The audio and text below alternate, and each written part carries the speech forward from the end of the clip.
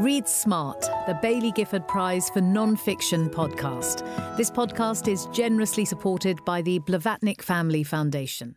Hello and welcome to this month's episode of Read Smart, the official Baillie Gifford Prize for Non-Fiction podcast with me, Shahidha Bari. I'm a critic, academic and presenter. You might have seen me on BBC Two as the host of the topical arts programme Inside Culture, or heard me on BBC Radio 3 as one of the presenters of Free Thinking. I've also previously been a Baillie Gifford judge, although this year I'm helping to judge the Booker Prize instead. Most importantly, I'm your host for the Read Smart podcast while our friend Razia Iqbal is away at Princeton for the next few months. She sends you her regards from chilly New Jersey. Meanwhile, here at Read Smart today, we'll be offering up our predictions for the publishing trends in non-fiction coming up this year. And later in the podcast, Baillie Gifford Prize director, our very own Toby Mundy, will be speaking with Reeves Wiedeman, features writer at New York Magazine, about the elusive book thief. Yes, I know, intriguing. Find out more in a bit.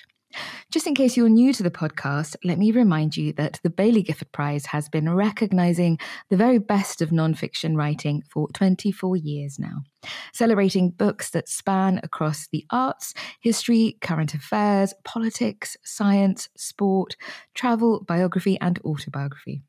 And the Read Smart podcast is our effort at thinking more broadly about books and the publishing industry, as well as providing a behind-the-scenes view of this year's prize as we head into announcing the long list, short list, and the winner later this year. As always, we're immensely grateful to the Blavatnik Family Foundation for its generous sponsorship of the podcast. So today we're trend spotting in the world of non-fiction publishing. Which kinds of books are in vogue and which are falling out of fashion? What are the reading public hungry to consume? And as we emerge uncertainly from the pandemic, is non-fiction publishing in good health? Let's ask our guests who are on the line now. They are Matthew Hennessey, the non-fiction buyer at Waterstones, and Alexis Kirschbaum, publishing director for fiction and non-fiction at Bloomsbury. Hello, Matthew and Alexis. Hello. Hello. Thanks so much for joining us today. Let's start with that last question I just trailed there. Fingers crossed, we do seem to be emerging from the COVID-19 pandemic.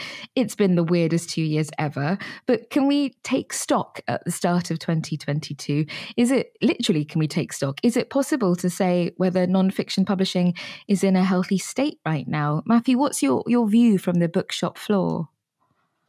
Well, there's certainly no shortage of interesting proofs and finished copies sort of landing on the doorstep.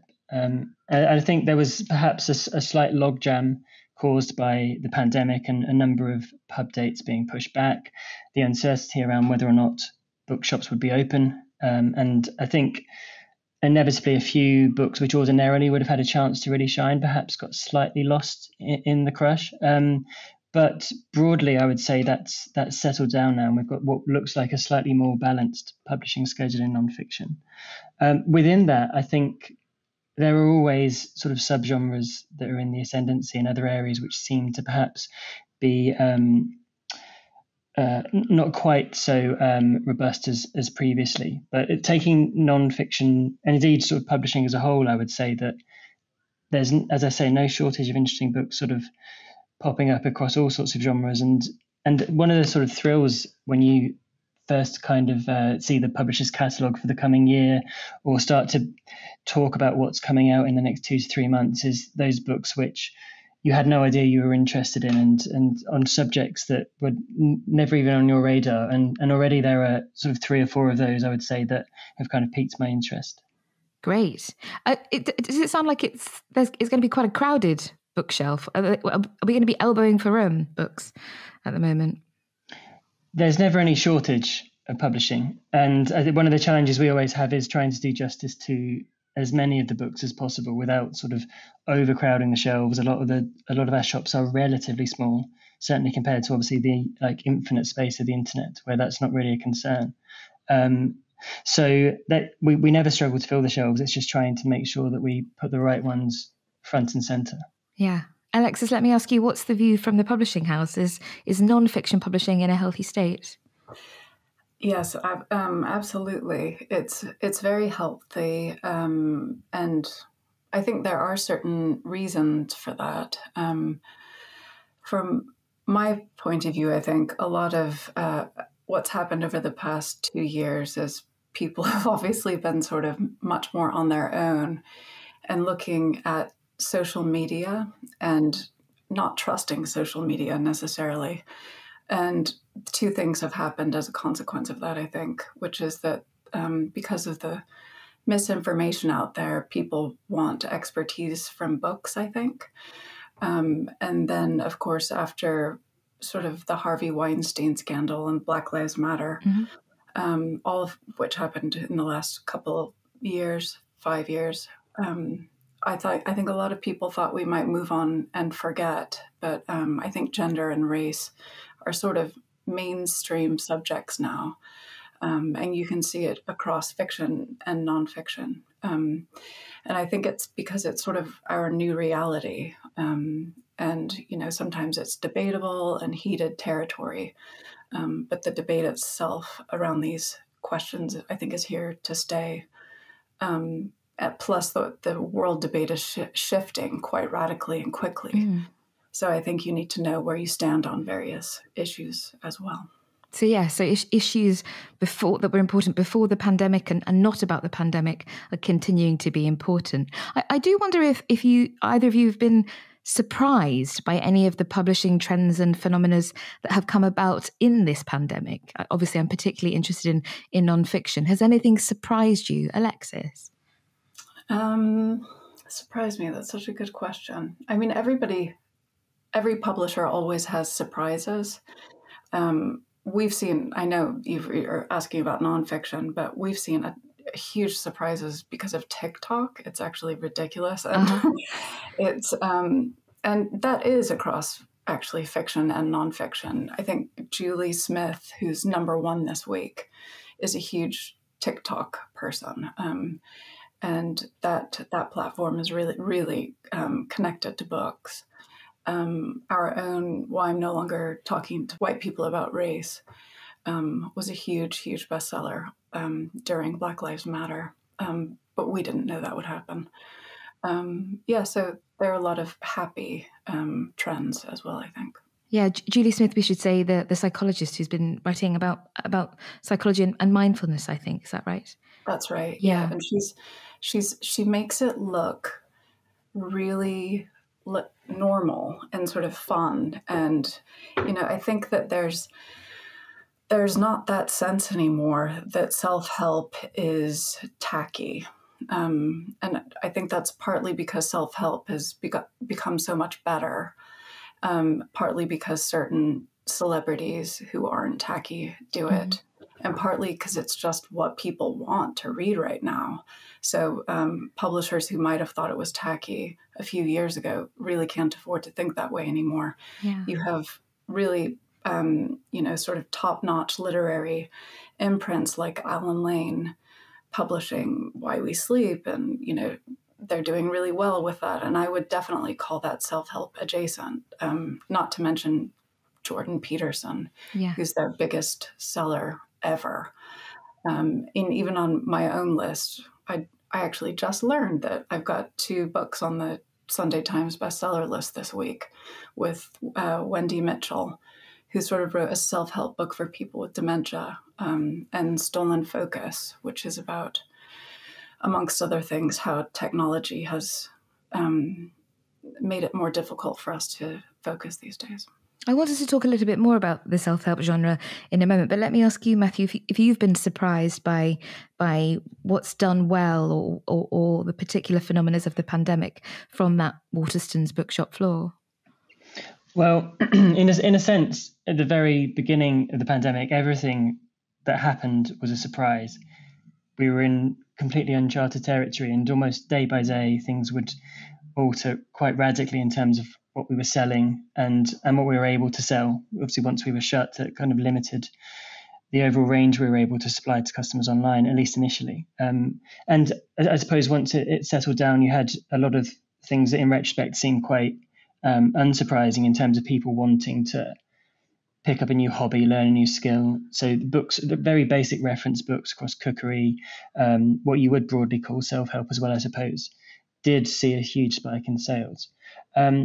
Thereafter, it's harder to say because, as I say, new publishing was so affected by the fact that the bookshops were closed, and so much was pushed back that we saw, I would say, a significant increase in the backlist sales right across the board in terms of, as well as, I know we're talking specifically about non-fiction, but even within fiction, just the sales of classics, novels you'd always wanted to read, people finally picking them up and deciding, actually, if I don't read Middlemarch now, then I'm never going to read it. So as I say, in a sense, everything was surprising, and it was just, we were, I suppose, grateful as well that we had the website to kind of keep us afloat. But as the publishing is settling down now, and I think at sort of 2 years on, that's perhaps just about a long enough amount of time to see books emerging now which reflect in one way or another, either directly or indirectly, about the pandemic. And for me, what's been apparent just in, as I say, just getting to know what's coming out this year and sort of trying to piece together what it's going to look like, is there's an awful lot of untraditional biography, I would say. So rather than a celebrity biography or even like an artist or writer's biography, which you might ordinarily associate with those sections, we're seeing lots of memoirs from people just about general experiences. So Amy Lipchop, for example, has a book out next month, I believe, called The Instant, about moving from Orkney to Berlin. There is another one from Clovis Stroud, The Red of My Blood, which again is similar in terms of it's in some sense a memoir, but it's also about dealing with loss and dealing with grief as well. So there's certainly an awful lot of books that would broadly fall under that genre or subgenre, but I would say, which I'm not sure if it's surprising or not, but it's certainly becoming more noticeable. Yeah. I just want to pick up on the self-help conversation that Alexis started, because I think it makes perfect sense that in a pandemic where people might feel vulnerable and in a strange moment, they might turn to self-care. But I'm wondering whether we're seeing this genre evolve. Alexis, you mentioned Julie Smith and Jordan Peterson. Has the genre changed in recent years, and is it changing?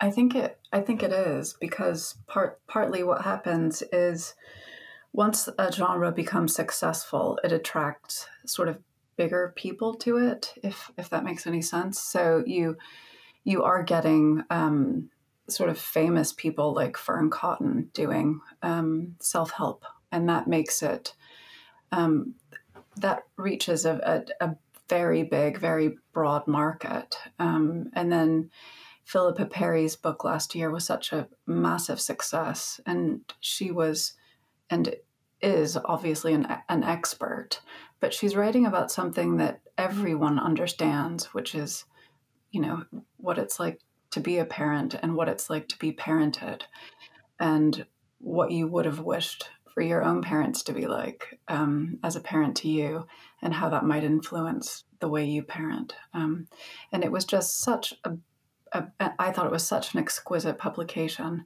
because it was almost done in a literary way. The type on the cover was adjusted to the left. It just, nothing about it said tacky self-help or I'm reading this to further my career.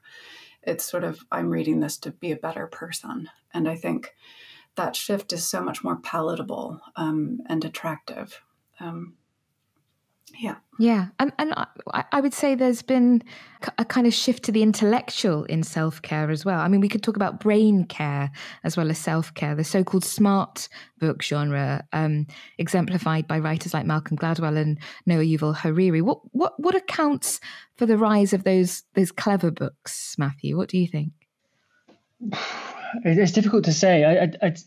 I suppose just more broadly, one of the challenges we have when we're thinking about the layout of our shop and what people are looking for within non-fiction, where you've got this sort of intersection of self-help and smart books and books about popular science, or books that are broadly under the umbrella of politics or social sciences, is to a certain extent some of those classifications begin to feel a bit arbitrary, because there is so much crossover in terms of, as Alexis said a moment ago, the way those books are published now. in terms of self-help versus smart is often indistinguishable and done deliberately, because there's no reason that someone who enjoyed a book by Malcolm Gladwell wouldn't also enjoy a book by Daniel Kahneman or Susan Cain or any other Lodge or whatever it might be. There's the sense, certainly from customers, that they're not particularly searching for a section so much as just books about these sort of very specific issues or these subjects, whether that's their own mental health or it's trying to educate themselves slightly about some of the issues that are most pressing. So I think a lot of it is external in terms of so many of these problems or these issues that are now at the forefront of society. People do want to educate themselves, and therefore it's not unsurprising that you have a lot of books that talk about the role of technology or what we can do in a practical sense to combat climate crisis. And I think that's as well something that I've certainly found in some of those books I've read, whereby an element of the book might be quite scientific. So the Matthew Walker, Why We Sleep, for example, does go into quite a lot of detail about how we sleep and the effect of it. But there's also a practical element to it in terms of you want to learn more about how this works because it's important to you and your well-being. So I think the combination of the two is something that perhaps makes it harder to try and draw any huge conclusions, certainly from my perspective about self-help or smart books, because they're indistinguishable in some senses. Yeah. I totally agree with that. I think it came about because of, it's sort of been a long time coming, and sort of thinking fast and slow. I originally published that, I can't believe it, like over a decade ago. It seems insane. And, thinking fast and slow and sort of Michael Lewis and the financial crisis, these subjects have they seem very old to me now, actually. But in terms of, I think the lockdown really did make people depressed, and it made them feel that they needed help. And I think a lot of that self-care, that desire for self-care really grew during that period. It had definitely started before, but it certainly seemed less silly when people were really suffering and needed help, I think. Yeah, all sorts of help. Alexis, I'm going to admit to you that I did a Joe Wicks workout during the pandemic, probably just one. But I also bought Joe Wicks's book, and I want to ask you about how people like Joe Wicks and about new media influencers. You've already mentioned Julie Smith's TED Talk and Fern Cotton's self-help book. But how are these new media modes of marketing, like TED Talks and Instagram, and the influencers involved, shaping the publishing market? I wonder if this is a new phenomena and if it's going to become a bigger and bigger part of publishing. What do you think? I think there's two parts to it. I think it's going to become bigger and bigger. You get some authors, like for instance Jordan Peterson and Julie Smith, from different platforms like podcasts or TikTok, and then you have the marketing from those platforms. I think we've been doing both for a while, but they've really, really broken out. Again, as the kind of embarrassment around those platforms, especially during lockdown, when that's all we had as a way of communication, all of that kind of fell away. And people really discovered different kinds of people that they wanted to know more from, and it made a huge impact on book publishing and how we market. Matthew? I think it's undeniable that the traditional methods of getting books into people's sort of consciousness through newspaper reviews and radio and so on is still valuable, but the sort of newer media and social media side of things, as well as the influence of it, is undeniable. I feel completely out of my depth talking about TikTok specifically, but just in terms of the footfall, the traffic it brings into the shops, and also the demographic of the people coming into your shops, it's exciting because there's all sorts of other opportunities in terms of what else these people might be looking for that once they're in the bookshop we can provide. So it's an opportunity, but at the minute there's a sense of still sort of trying to work out how we can best sort of capitalize on this phenomenon, really.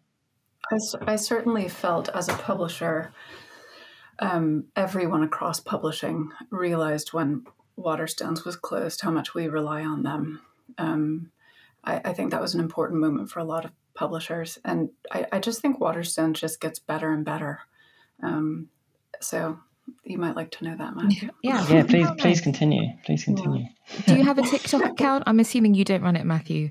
No, I don't have a personal one. And I'm not going anywhere near running our one either, I'm afraid. Well, I feel like you about TikTok, that it is a kind of technological advancement one step too far for me. But we've been talking about the new kids on the block, Instagram influencers, and TikTok. But what about the perennials, the mainstay subjects in non-fiction publishing, things like the World Wars and royalty? How are those standing up as categories, Matthew? Well, within royalty, there's obviously quite a lot of publishing on the horizon for the Queen's Jubilee. So that's something that some of those books that are being published to coincide with that in the summer are already starting to appear on the horizon. Within history, it's interesting because there are still every year sort of those kind of blockbuster 600-700 page histories about World War II or the Russian Revolution published. But it's, again, as sort of on a similar theme with sort of smart thinking and self-help. Often sort of the line is blurred between sort of a straight history and a memoir or a sort of a travel narrative. There's the sense of genre blurring a little bit. That said, I think certainly within the history genre, there's, I would say, one sort of subject where there seems to be a number of books and a sort of renewed amount of interest is empire and the legacy of empire. And I think Sathan Sangera's Empireland was such a huge success, and already I think there are 2 or 3 sort of major books that kind of confront the subject in a slightly different way, which are published in the early part of this year as well. So, and that in some senses, those books as well, they do cover the sort of historical legacy of empire, but they also, I think certainly some of these books that have been previously published seek to kind of speak to the present moment a little bit in a way, if that's not too cheesy a way of putting it. So it's a way of, I would say, like the evolution of some history publishing. Not, of course, there will always be, as I said, the sort of grandstanding World War II histories and so on. But there's also an element to which that area, very traditional, as you say, area of publishing is sort of responding to changes in people's tastes and what people are interested in reading. Alexis? Yes, I totally agree with that. It's almost there's a much bigger interest, I think, in revisionist history. I don't know if you want to call it that, but that's sort of what I call it when I'm talking in-house at Bloomsbury, and use, Empireland you mentioned, and David Olusoga, and even, the Five. I know that was a couple of years ago, but that was sort of a... Hallie Rubenhold, yeah.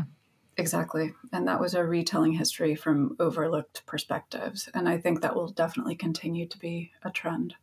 Our listeners are betting people. I want to find out from the two of you what your tips are for the categories of nonfiction that you think, the categories and the fields of nonfiction that you think will do well this year, and the fields that you think might do less well. Matthew, you go first. That's such a hard question.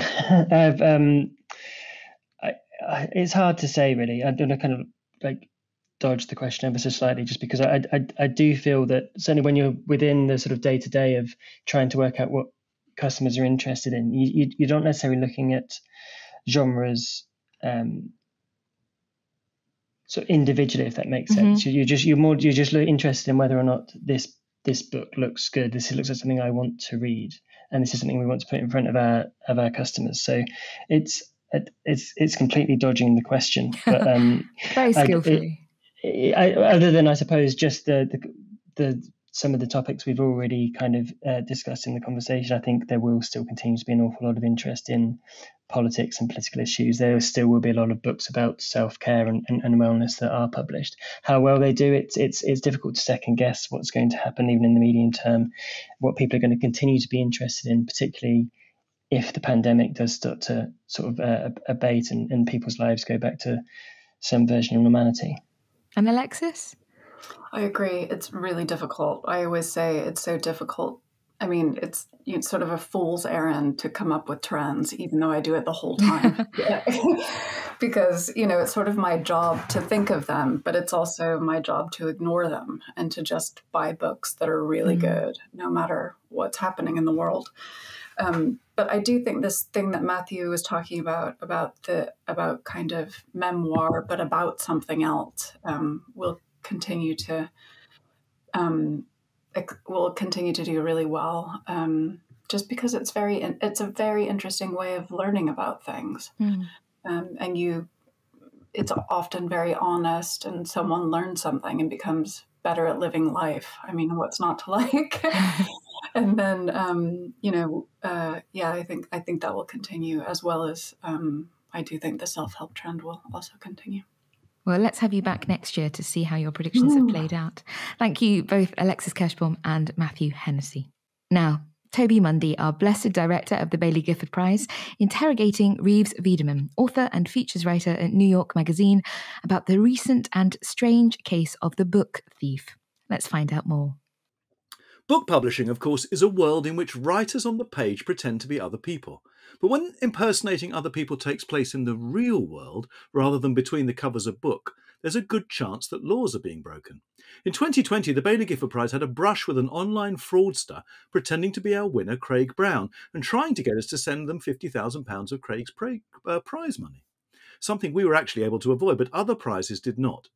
A different and so far entirely unrelated story of impersonation has recently come to light with the arrest a few days ago of 29-year-old Filippo Bernardini by the FBI in New York, accused of wire fraud and aggravated identity theft for, allegedly, stealing many dozens of unpublished manuscripts.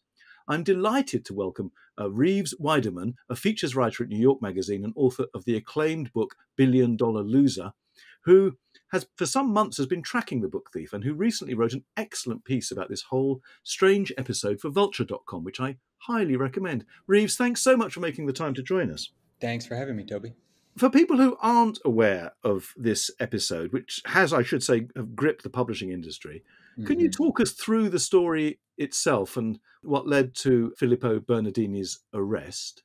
Sure. So as far as we know, this began around 2016. And what was happening is that people in the book publishing industry, editors, agents, scouts, all over the world were getting emails that seemed to be from their colleagues at other publishing companies. And in most cases, they were these emails were asking for unpublished manuscripts. They were books that had been announced, but weren't out yet. And in some cases, people responded, sending these manuscripts as they often do in the publishing business when you're sharing books, hoping people in other countries might buy them or for whatever reason. But very quickly, what happened is that people began to realize some of these requests were kind of unusual, and people realized that the email addresses weren't exactly weren't correct. They were either changed by a letter here or there. One of the most sort of famous examples is rather than at Penguin Random House, it was at Penguin Randorn House with an R and an N made, which kind of looks like an M if you don't look too closely on the page. And so people were sending out these unpublished book manuscripts to someone. For years, it was sort of baffling the industry about who might be doing this. The manuscripts were not appearing online. It didn't appear that they were being pirated. It wasn't exactly clear what sort of financial or practical motivation there would be. And all of this kind of led to, there were all kinds of sort of amateur sleuths who were trying to get to the bottom of this mystery. Of course, myself and some other journalists did the same. And eventually this came to the attention of the FBI and in 2020. And so they appear to have spent more than a year investigating this case and have eventually settled on accusing this man, Filippo Bernardini, who is a young man. He's 29 years old and seems to have spent most of his 20s just trying to get a foothold in the industry. So the big question for everyone still is, if it's him, why was he doing this? And that still remains kind of a puzzle. Absolutely. So we should say, of course, that Bernardini remains has been accused of these crimes, but has not been convicted of them. The thief first popped up in 2017, I think you said, didn't you? At the end of 2016, but yes, it sort of started to pick up from there. So is there anything we can infer about the thief's taste then from his choice of books? Not much, by the sounds of things. Well, by and large, I'd say they have good taste. These are not the kind of most commercial sort of bottom of the barrel books. Of course, we love every book equally, but by and large, they were looking at in general sort of literary books.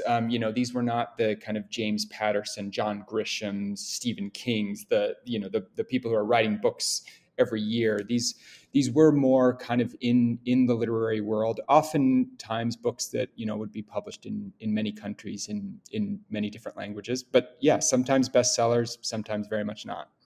And quite a lot of evidence from the outset that the perpetrator knew a lot about the inner workings of the industry, I think.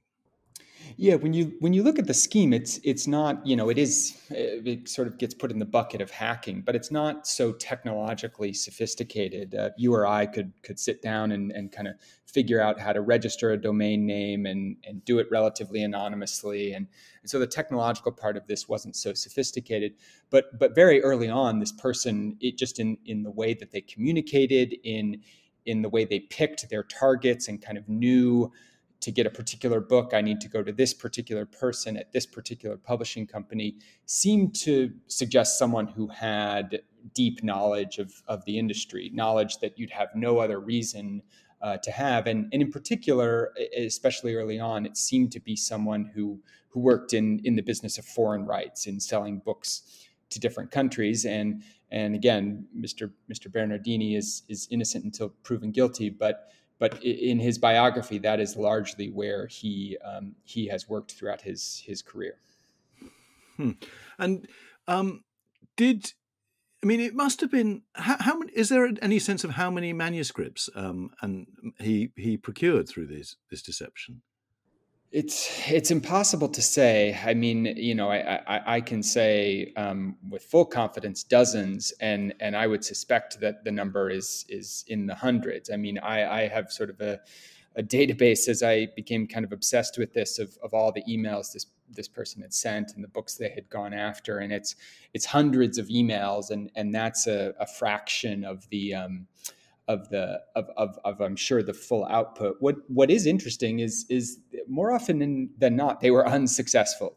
For one reason or another, the person kind of sniffed it out or didn't send the manuscript along. And obviously over the years, people became, more and more aware that this was going on. So it was really a huge amount of effort, a pretty low success rate. But yet, at the end of the day, successful enough that I think we can pretty confidently say that 100, maybe hundreds of manuscripts over the years came into this person's possession. So it must have been the most tremendous amount of work. I mean, kind of, if you have a day job, this is some crazy hobby, I think. It's kind of baffling, and it almost did feel like a second job to this person, just looking at the amount of effort they put in, sending emails in the middle of the workday, sending emails in the middle of the night. Of course, we didn't and still don't fully know where this person was located in the world, but there was no way to sort of figure out a pattern because the emails were sent constantly. They were sent on the weekends. They were sent, during business hours. It truly was a kind of huge amount of work. And I think, that led people to try to think there must be some kind of financial benefit. And at the same time, it makes it all the more baffling if it ends up just kind of having been a game of some kind. And what about this story captured your imagination? I can see why the publishing community were gripped by it, because it's a mystery with a healthy dose of paranoia at the heart of it. Yeah. But what was it that seized your imagination? Because you presumably have a sense now of how much time it must have taken the perpetrator, because you yourself had to put an awful lot of time into this. I wasted a lot of my 2020 and into 2021 on this case. I think a couple things. One, I of course love an unsolved mystery. It's kind of my favorite kind of story to report and dig into. One appealing part of this mystery, of course, is we sort of live in an era of kind of true crime podcasts that dive into unsolved mysteries of all kinds. Is it's a relatively victimless crime. It's of course, this has been a real pain for a lot of people in the publishing world. For authors who have had their books stolen, it's of course been kind of this violating feeling for people who've been impersonated. It's especially for people who work with words, to see someone impersonating their writing has been difficult for some people. But at the end of the day, no books have been, no sales have been interrupted. It isn't like these books are being released. So I think that made it kind of an appealing mystery. And on top of that, when I took on this case, it was the middle of the pandemic, and we were all living our lives on email. And so to me, part of the story was just, about our daily lives stuck to our inboxes, and kind of how kind of blindly we just kind of go about our days, and how easily it is for someone to want to disrupt it if they have whatever reason to do so. And were publishers happy to talk to you? Was it hard to get folks to open up about this? It was interesting. I would say there was a mix. There were people who were very protective of their authors. And I think in some ways they wanted to kind of maintain a fiction of like, we have this sort of black box. When you send us our manuscript, it's the most precious thing in the world, and we're going to protect it with our lives. And in some ways, this was an acknowledgement that, unless you're super, super careful, you can't guarantee that. But at the same time, I think many people saw this for what it was, which was a relatively low stakes crime. And for people who are in the business of selling mystery novels and spy thrillers, I think there was a real sense of enjoyment in kind of imagining themselves living in the middle of one and trying to solve it. Well, I do wonder, I don't know if you've got any thoughts about this, but it is a relatively low stakes crime, deeply unenjoyable for the victims. But how do the FBI have surely they've got other things to do. It's amazing. It's amazing to me that the FBI will be waiting for this young man when he lands in New York. I just think that's extraordinary.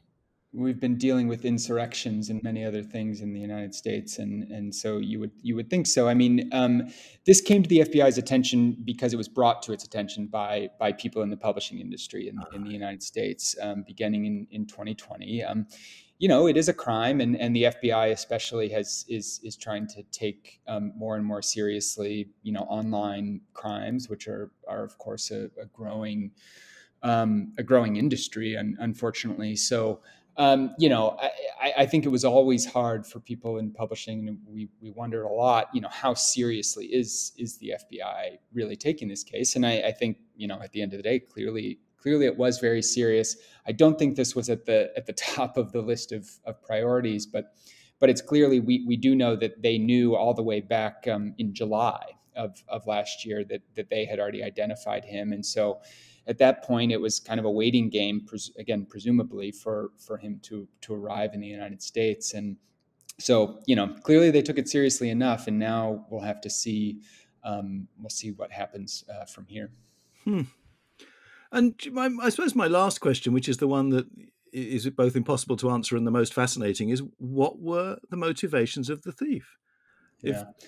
What psychological profile do you see when you look at the material?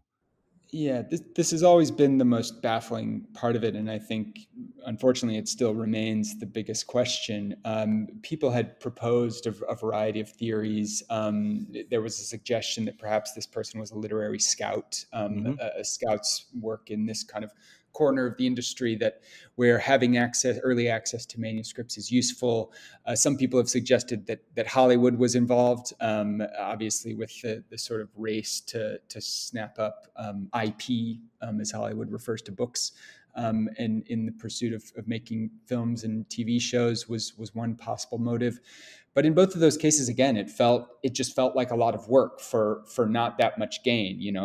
Scouts can get these books by just doing their jobs in an above board way, and so the advantage didn't really seem to be there. So in a lot of ways, I think we're left with what I've always thought had to be some part of this, which is that it was some kind of game, that it felt like it was, either whether it was sort of enacting revenge on the industry, whether it was just someone who was bored and wanted to sort of pretend that they were a person who was operating in the heart of the industry, impersonating these people who had jobs they might want to have. We're in the realm of more or less total speculation, but I think at this point, it would be surprising to know that there was a fully practical or financial motivation to something that required so much work over the course of more than 5 years. Wow. Well, we may never know. It may have just been a very eccentric and stressful hobby, I guess. Right. Yeah, that seems as likely as anything at this point. But thank you so much. That was really fascinating. Thanks so much, Reeves, for joining us. And to remind you, Reeves' book, which is not about this, but is excellent in any case, is called $1 Billion Loser. It's available from all good bookshops. And back to Shahidha. Wow, what a story. Hopefully, Toby will be keeping us posted. Thanks to him, Reeves Wiedeman, and to our guests, Alexis Kirschbaum and Matthew Hennessey, and to you for joining us. Thank you, as ever, to the Blavatnik Family Foundation for its invaluable support for this podcast. If you'd like to follow us on Twitter, Facebook and Instagram, look for @BG Prize and you'll find all the latest on future episodes and news about this year's prize. And do get in touch to let us know what you think of today's podcast. We'd love to hear from you. You can also sign up for our newsletter through our website where you'll receive updates straight to your inbox. That's it from us. Goodbye for now. See you next time. Read Smart, the Baillie Gifford Prize for Non-Fiction podcast. This podcast is generously supported by the Blavatnik Family Foundation.